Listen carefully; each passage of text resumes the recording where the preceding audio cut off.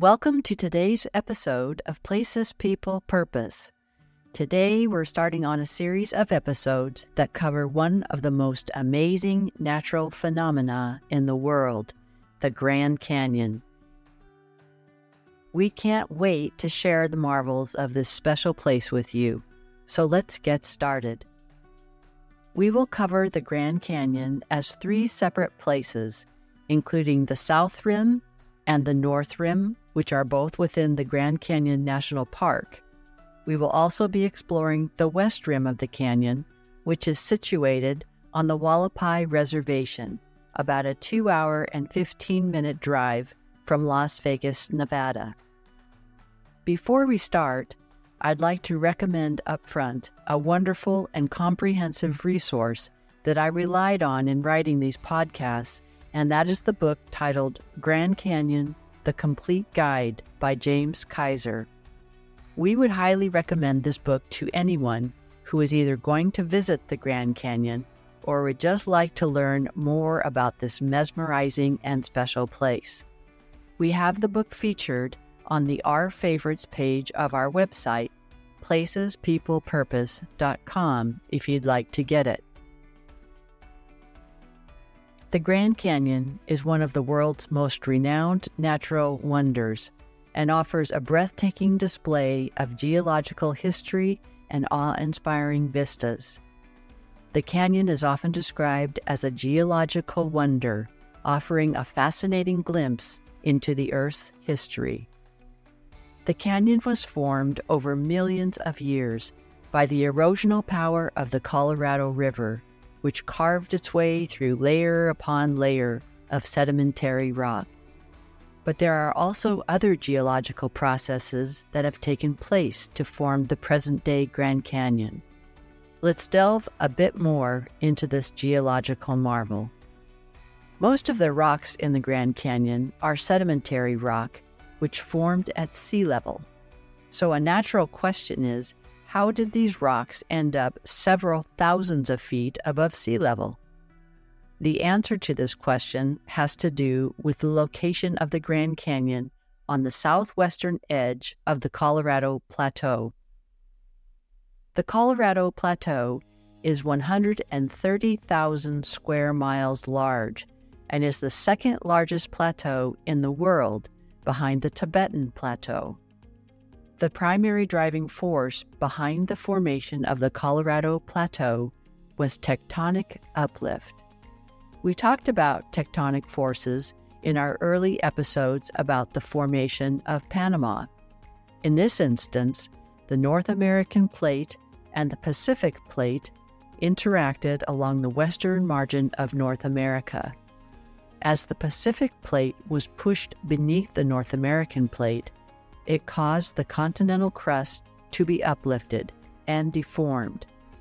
This tectonic interaction initiated the uplift of the Colorado Plateau around 60 million years ago, and by about 5 million years ago, the Colorado Plateau had risen over a vertical mile.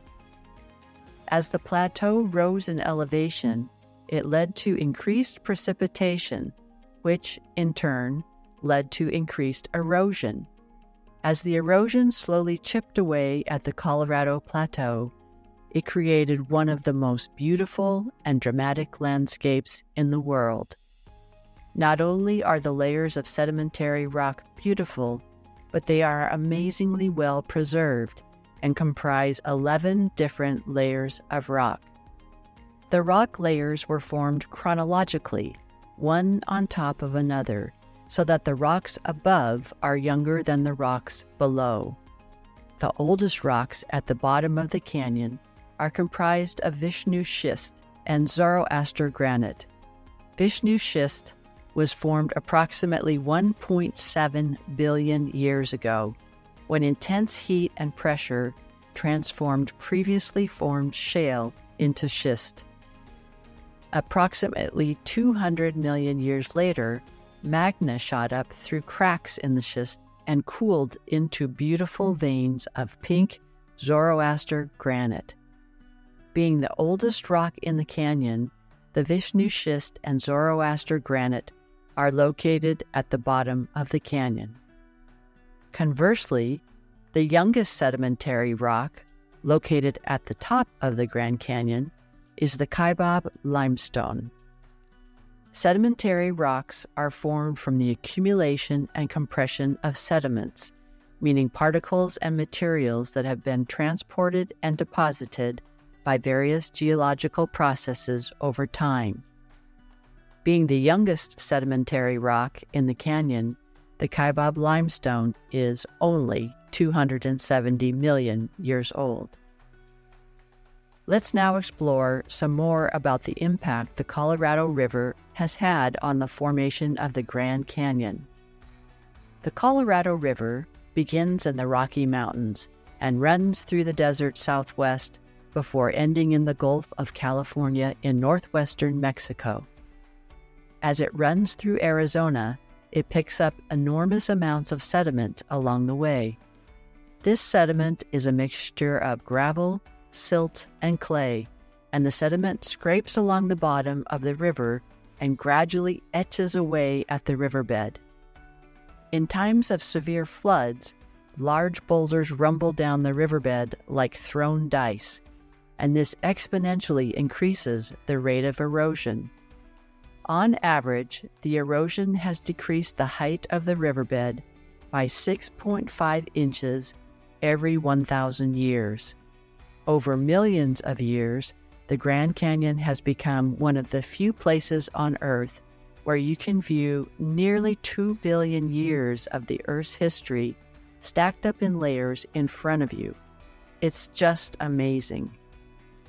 It was assumed for many years that the Colorado cut down into northern Arizona as the Colorado Plateau rose up around it. But there is a mystery surrounding the canyon that has not yet been solved.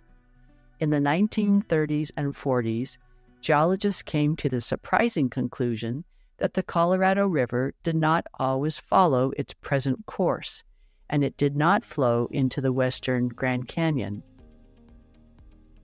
That raised the question, then, of how did the western Grand Canyon form?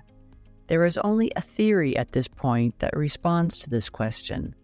The theory provides that when the Colorado River first flowed north into Utah, a second lower Colorado River originated somewhere west of the Grand Canyon.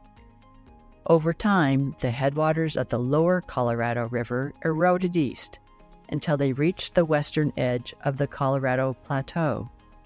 As the headwaters continued to carve away at the land, they came closer and closer to the upper Colorado, and the two rivers eventually met after approximately 5 million years. When the two rivers met, the upper Colorado began flowing west, and this is the theory as to how the modern Colorado River was born. What is known is that the rate of erosion caused by the Colorado carving away at the landscape has not always been uniform. In fact, the rate of erosion has varied considerably depending on the type of rock the river had to cut through. Despite the different rates, though, the time it took for the Colorado to cut through the sedimentary rock was a remarkably short period in geological terms. We know that the grade of the Colorado River has also leveled out, which has also slowed the rate of erosion. The river has cut down less than 50 feet over the past 1 million years. That is in contrast to the time it took to form the entire Grand Canyon of only 6 million years. On a geological timescale, that is in a blink of an eye. We have seen that the Grand Canyon was formed by a combination of powerful factors, including tectonic forces, rock formation, and erosion. All of these forces together yielded the stunning and awe-inspiring landscape that we see today. These same forces are not static and are continuing to change the canyon on a daily basis.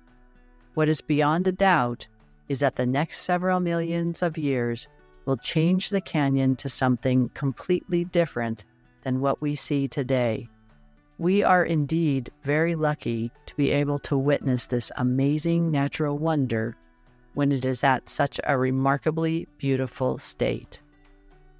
That's all we have for today and today's episode about the Grand Canyon. If you enjoyed our podcast, please follow us wherever you get your podcasts.